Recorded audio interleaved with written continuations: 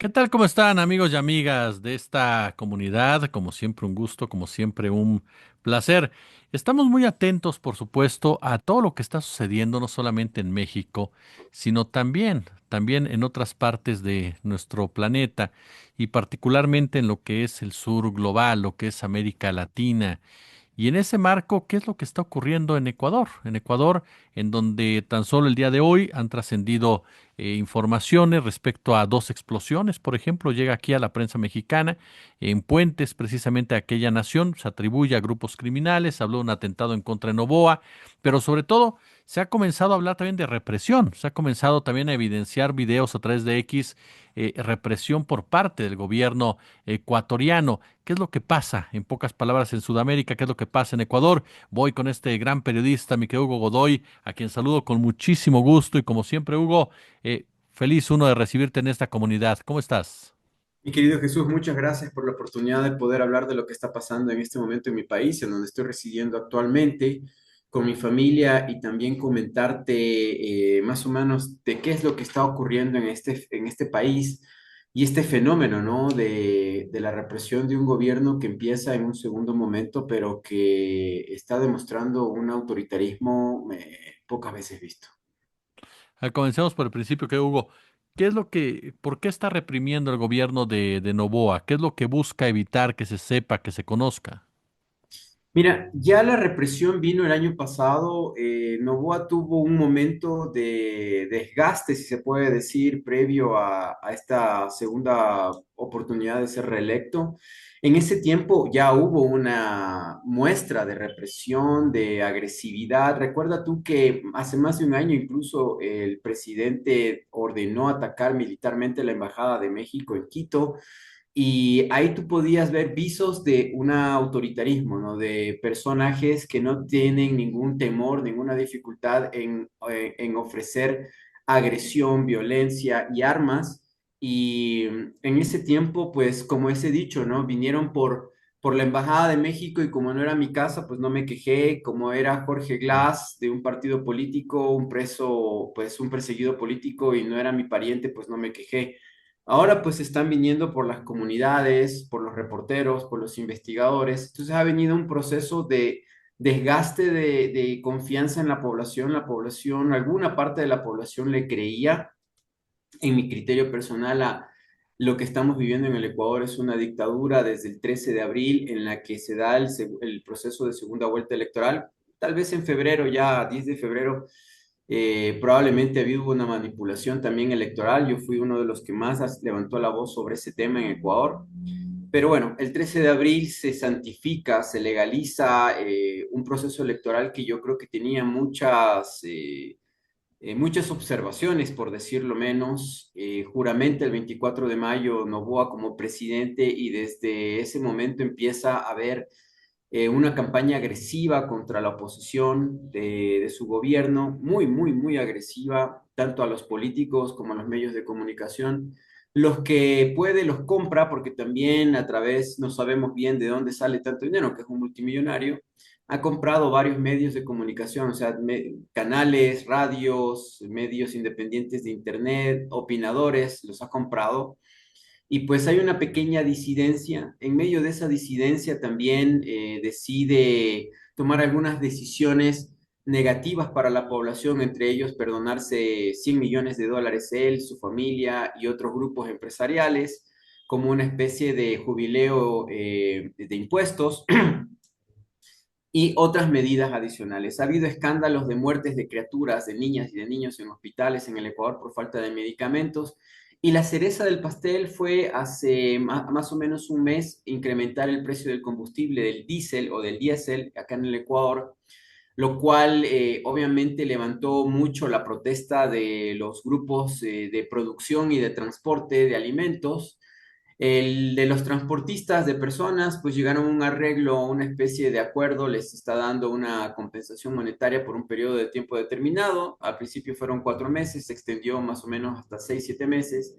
Pero los más afectados son las provincias o las regiones del Ecuador en donde se produce alimentos de forma agrícola y esos territorios son los que sienten afectado su ingreso. Ya veníamos de una crisis de varios años atrás en la que el agroindustrial, ni siquiera agroindustrial, los productores pequeños de alimentos, de papas, de maíz, de trigo, de distinto tipo de productos, frutas, verduras, legumbres, etcétera, estaban sobreviviendo, ¿no? Con el incremento del precio del combustible que más se utiliza en el transporte de alimentos, es el diésel, pues aumenta ese costo de flete, de transporte. Muchos de estos agricultores no poseen vehículos, no poseen camiones. Ellos deben contratar este tipo de vehículos o venderle su producción de frutas o de lo que sea en el campo a estos camiones y les venden a un muy bajo precio, ¿no? El que gana es el intermediario, el que gana es el transporte. Entonces, ellos decidieron levantar su voz, coincide incluso de que estos productores agrícolas de la sierra ecuatoriana, de las montañas, de la parte de la zona andina, si lo podemos llamar así, ellos son también la gran mayoría pertenecientes a la CONAIE, la Confederación de Nacionalidades Indígenas. Los indígenas han sido los relegados al campo a ser quienes hacen este trabajo agrícola muy duro, muy difícil.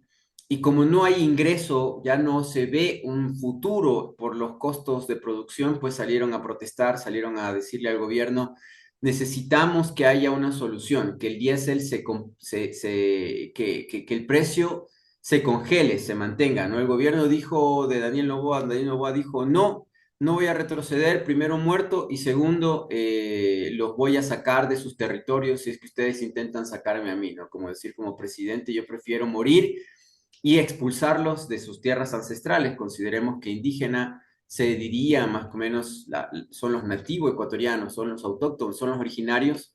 Y también se junta octubre, tú sabes, octubre 12 se recuerda, ¿no? Este proceso de invasión desde Europa, desde Castilla y León, en la que vinieron europeos aquí a América y o lo que ahora llamamos América, obviamente. Y cada 12 de octubre aquí, tú sabes, nuestras comunidades, tanto México como Ecuador, todavía tiene un tesoro ancestral de descendientes de esas poblaciones que han venido resistiendo, como ellos bien dicen, más de 500 años sobreviviendo el genocidio, la persecución, la esclavitud, el desarraigo, el destierro. Entonces, obviamente, todo se junta. El 12 de octubre fue una marcha, se llamó una marcha nacional de comunidades y nacionalidades. Aquí en Quito, yo estuve presente en algunos tramos de esa marcha, más de 20.000 personas fueron atacadas brutalmente por más de 15.000 militares y policías fuertemente armados. Los dispersaron, ellos estaban, como te digo, haciendo esta marcha para recordar que ellos todavía existen, que ellos todavía están y que ellos están en resistencia, ¿no? Y al atacarles, al agredirlos brutalmente, fui testigo de eso y también fui testigo de una actitud de los militares y de los policías como de una libertad total de hacer lo que les dio la gana, ¿no? Vi cómo vejaban a mujeres, vi cómo maltrataban a jóvenes, a ancianos y hacían un uso desproporcionado de la fuerza y de estos implementos de disuasión, dicen, ¿no? No letal, granadas de mano repercutoras, o sea, que estallan, pero no con esa magnitud de una granada de guerra, pero igual te causan daños. También estos explosivos aturdidores y también una cantidad exagerada de gas lacrimógeno, ¿no? Habiendo pasado eso el domingo, la CONAIE decide hacer una resistencia de bloqueo en carreteras en las provincias en donde tienen mayormente estas poblaciones. Y el día lunes en la noche, pues se le ocurre, ya viene utilizando el gobierno algunas estrategias comunicacionales de ataque disimulado y se inventó una especie de convoyes humanitarios. ¿Qué son estos convoyes humanitarios donde no está Cruz Roja, no está ONU, no están derechos humanos, no hay relatorías? O sea, simplemente el ejército y la policía a través del Ministerio del Interior, que es lo que maneja el tema de seguridad en el Ecuador, decide que van a enviar ayuda hacia las provincias que supuestamente están sufriendo escasez de alimentos y de productos de primera necesidad, tomando en cuenta que estas provincias, estos territorios, como estados en otros países, son los que producen alimentos. Entonces ellos pueden estar sitiados si tú quieres, pero ellos tienen su tierra, tienen lo que acá llaman la chacra, ¿no? La tierra para cultivar, por ende ellos tienen alimento. Lo que no tiene alimento, obviamente, son las ciudades grandes que dependen de estos territorios. Entonces el gobierno para abrir el camino se inventa estas supuestas convoyes, estas caravanas de ayuda humanitaria, pero que realmente están plagadas de militares fuertemente armados y de policías para ir a abrir camino, ¿no? Camino a los bloqueos indígenas, de los campesinos.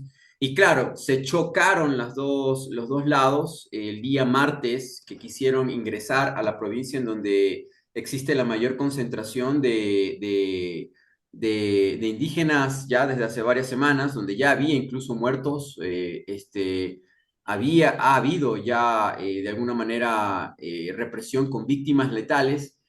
Entonces deciden ellos ingresar a intentar por la Panamericana, la vía principal que cruza todo el país de norte a sur, pasa por Colombia, va a Perú, va a Ecuador y después sigue por Perú hacia Chile. Esa Panamericana, así se llama, no pudieron abrirla, no pudieron ingresar y deciden ingresar por una comunidad, por otra vía alterna, y allí se enfrentan, se chocan con los comuneros que obviamente están haciendo ese bloqueo y allí activan una acción militar como si fuera de guerra, en donde mueren 5 personas ya confirmadas, ¿no? Entre ellos dos menores de edad, dos niñas, porque este camino por donde ellos deciden ir está alrededor de la vía, hay casas, hay viviendas. Estos campesinos, o sea, es como en México igual, ¿no? Tú ves una vía que supuestamente es campo, es fuera de las ciudades grandes, pero tú ves casitas, tú ves agricultores que allí viven con sus niños, con sus ancianos, etcétera. Entonces atacan estas comunidades y con un fuertísimo despliegue de armamento, hieren a más de 70 personas heridas de bala, o sea, disparos de rifle, de asalto, de armas largas, como les dicen también acá. Más de 70 personas van a hospitales por todo tipo de ataques.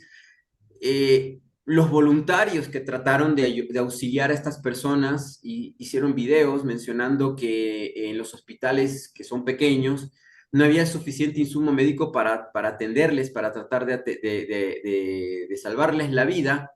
Y resulta que en medio de todo este ataque, la policía fue a estos centros médicos a llevarse a estos heridos. Y tienes un montón de personas que arrastras las sacaron de los hospitales y de centros médicos a retenes policiales, a cárceles. No se sabe, no sabemos si están vivos o están muertos. Eh, y otras personas, las que sabemos que han muerto en medio de las calles en la represión, es decir, grabando con celulares. Se ha visto, por ejemplo, un periodista, un reportero de un medio de comunicación local, le dispararon en el pecho, ni bien estaba grabando, cayó al piso, se ve la grabación porque estaba transmitiendo en vivo cómo cae. También se ve a otro joven de 24 años que está confirmado que fue asesinado, cómo le dispararon por la espalda, y la bala sale por el pecho al corazón y obviamente murió. Fue algo, tú te imaginas, ¿no? Balas de tipo militar sobre personas que no tienen chalecos antibalas, que no tienen experiencia militar alguna y que pues se confiaron. O sea, en cierta forma creo yo que la Constitución del Ecuador del 2008 garantiza la autonomía de los territorios ancestrales de estas nacionalidades indígenas. Ecuador es un país plurinacional, igual que Bolivia, es decir, la Constitución reconoce que dentro de lo que se conoce como Ecuador existen otras naciones, naciones antiguas y anteriores que estaban aquí antes de lo que fue la invasión europea y luego de la época republicana, cuando se forma lo que aquí fue la Gran Colombia, y en 1830, 10 años después, se forma lo que es el Ecuador, Colombia y Venezuela, porque fuimos un solo país también con Panamá. Entonces, esta nueva constitución del 2008 garantiza la identidad y la autogestión de esas comunidades. Entonces, el gobierno de Daniel Noboa, que tiene intereses mineros, petroleros, resulta ser que justamente en los territorios en donde se reconoce que estas comunidades ancestrales han siempre habitado, hay negocios mineros de gran escala, de oro, de cobre, de plata y de otros minerales. Hay negocios petroleros también, ¿no? Pozos petroleros en donde la familia de Noboa, que es una de las más ricas del Ecuador, o sea, tiene mucho dinero, tiene acciones, tiene intereses en estas empresas y se ha chocado con las comunidades indígenas porque la Constitución garantiza la autonomía y la soberanía de esas naciones, de esas poblaciones, y que se les debe consultar en una consulta popular si ellos quieren o no la explotación minera o la explotación petrolera. Resulta ser que estas poblaciones no quieren, están cansadas de la explotación minera y petrolera porque contamina, porque les ha destruido sus vidas, porque muchos ya han muerto por cáncer. La experiencia del Ecuador en petróleo y minería ha sido terrible porque lastimosamente, estos recursos minerales y petroleros están en selva, están en entornos no desérticos. Ahí hay una biodiversidad impresionante, no solamente de seres humanos, sino de plantas, de árboles y de animales que para ellos son importantes. Y el agua, que es lo más relevante e importante para ellos. Entonces, ese choque, esa confrontación, ha llevado a que el gobierno de Daniel Noboa, su ministro John Reinberg, hayan tomado la decisión de atacarles de una manera brutal, de una manera violentísima, y que te digo, mi querido Jesús, yo no sé, esta gente es pacífica y su resistencia es sobrevivir. Lo han hecho siglos. Si fuéramos tú y yo, probablemente al ver a un hermano o a ver a sus hijos asesinados, como pasa en Gaza, como pasa en Siria, en cualquier lado, tomarían las armas y harían resistencia, pero lastimosamente, o no sé cómo decírtelo, estos pueblos milenarios son pacíficos, no quieren ir a la guerra, no quieren ser paramilitares, no quieren hacer milicia, y está abusando obviamente este gobierno, el de Guillermo Lazo y el anterior de Lenín Moreno, de atacarles y de hacerles mucho daño. Oye, en este marco, querido Hugo, con esta excelsa explicación que nos das, ¿cómo enmarcamos este atentado, presunto atentado que sufrió Noboa y que decía el expresidente Correa que había que tener mucho cuidado porque podía ser provocado por por el propio Noboa, ¿no? Con el afán de seguir endureciendo el tema de la vigilancia, el tema de la seguridad, pero para vigilar y reprimir a las comunidades que alzan la voz. Claro, si te dijera, bueno, no puedo hablar por el resto de la población, pero hemos hecho una revisión, un muestreo de las opiniones en distintas redes de Internet aquí en el Ecuador de la población respecto justamente al tema de ayer. No existen las coincidencias, ¿no? Claro. Y obviamente luego de este escándalo, de esta situación gravísima que ha pasado en la provincia de Imbabura y en Otavalo en específico, que ocurra esta explosión de un vehículo que estaba diseñado, si te puedo decir, para no causar tantas víctimas colaterales. El sector en donde ocurre esto, estos edificios aledaños son todos propiedad de la familia Novoa.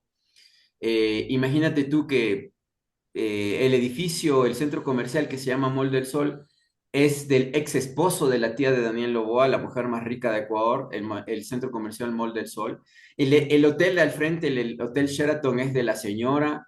Prácticamente Guayaquil se está convirtiendo en un territorio de ellos, y a lo que voy es, me da sospechas incluso para el tema de los seguros, ¿no? De los seguros para este tipo de cosas en edificios, como acuérdate tú, los Rockefeller cuánto cobraron por el ataque a las Torres Gemelas. Entonces, millones de dólares. Entonces, lo que ocurrió hace un año, diciembre y enero, ¿no? Que justificó esta supuesta declaratoria de guerra interna en el Ecuador, el caso del ataque al canal TC Televisión, Telecentro, que es un canal del Estado, y que hoy en día no hay inculpados, no hay sentenciados, no se sabe qué mismo pasó, pero todos los que conocemos esa estructura, ese edificio en Guayaquil, y los que tenemos acceso a información de gobierno, sabemos que eso fue fraguado, eso fue planificado, eso fue actuado con el objeto de enmarcar esta condición que te acabo de decir,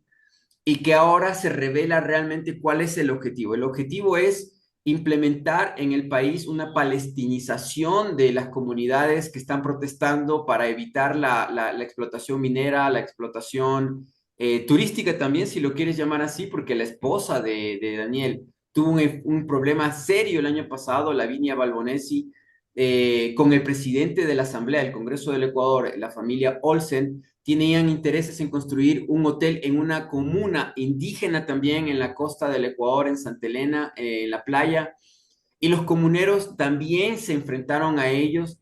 ¿Por qué están envalentonados? Porque tienen la ley, tienen la justicia, es inconstitucional lo que se intenta hacer. Claro, quieren implementar una nueva constitución en el Ecuador, una carta magna nueva que le quite esos derechos que la constitución del 2008 le da a estas comunidades para poder implementar, ¿no? Estas inversiones de mucho valor, si se puede decir, y que las comunidades no puedan hacer absolutamente nada y si reclaman que eso sea un delito, ¿no? Ahora no, en este preciso momento las comunidades indígenas te pueden decir a ti, lo que pasó en Otavalo ayer es un crimen y es algo inconstitucional. Y la Constitución es superior a cualquier otra ley ulterior, o sea, cualquier decreto de un presidente, eso es menor, de menor rango. Y claro, Noboa dice, no, estamos en guerra, pero te digo una cosa, en Imbabura, en donde pasó esta represión el día de ayer, no tienes los números de violencia, de crimen, no tienes narcotráfico, no tienes el cartel de Guayaquil que está enviando el 70% de la droga, de la cocaína al planeta, ¿no? Porque estamos también en este contexto de que desde que Noboa ya es presidente, que lleva casi 2 años, está por cumplir 2 años con el primer periodo, y recordemos que Noboa entra a ser presidente cuando Guillermo Lasso decide disolver la Asamblea del Ecuador y llamar a elecciones, y al disolver la asamblea también se tenía que ir él, pero nosotros sospechábamos de un pacto de poder entre Lenín Moreno, anterior presidente, Guillermo Lasso y su poder político y de financiero, y también el poder político financiero de Daniel Noboa y del grupo que está con él. Ese pacto de no agresión y de repartirse el poder está activo, es real, y déjame decirte que después de la investigación y del análisis que hicimos del proceso electoral en el Ecuador, a mí no me cabe casi ninguna duda de que tampoco Guillermo Lasso ganó las elecciones limpiamente, que también hubo un proceso de fraude allí. Entonces no vivimos un Estado de Derecho, no somos iguales ante la ley y tampoco existe un sistema democrático en el Ecuador, porque se implementa un sistema a vista de todos de fraude electoral. Noboa tiene control de los jueces, tiene control de la fiscalía, tiene control de la policía, de los militares, se ha involucrado a la fuerza militar y policial, fácilmente se ha corrompido, están también en estas estructuras de narcotráfico, de mafia en general, y obviamente lo que queda de reducto de resistencia se lo está sofocando de una manera terrible y cruel, ¿no? Han muerto niños, han muerto jóvenes, han muerto ancianos también. Todavía no sabemos los números totales porque, como me dice la CONAIE, son números extraoficiales. Todavía probablemente este número de víctimas va a ir aumentando a lo largo de las horas porque, por ejemplo, 2 horas antes de conversar contigo, un joven que le habían disparado en el pecho y que estaba en terapia intensiva y que le habían hecho 2 operaciones, resultó que no sobrevivió y está muerto. Entonces, un joven de 24 años que deja 2 criaturas en la orfandad en Otavalo, ¿no? En una de las comunidades. Entonces, es gravísimo y nadie sabe de esto a nivel internacional porque están impidiendo que ingresen al Ecuador periodistas, reporteros, corresponsales de medios internacionales, no les están permitiendo a través de Cancillería las visas, y también se ha deportado a corresponsales de medios internacionales, así como también comunicadores de distinto tipo. Se los ha deportado o también por último se los amenaza. Yo también te debo confesar que yo también he sido amenazado por el poder, ¿no? Han venido policías vestidos de negro tratando de amedrentar aquí a mi casa. Mi querido Hugo Godoy, estamos más que pendientes de lo que está sucediendo aquí ya en Ecuador y yo por lo pronto, como siempre, te agradezco tu excelsa participación y valentía para dar a conocer este tipo de temas. Muchas gracias, querido amigo, y estamos pendientes. Te agradezco mucho por el momento y la oportunidad, Jesús. Un abrazo enorme a mi pueblo mexicano y somos hermanos. No nos dejen solos. Es lo que pido.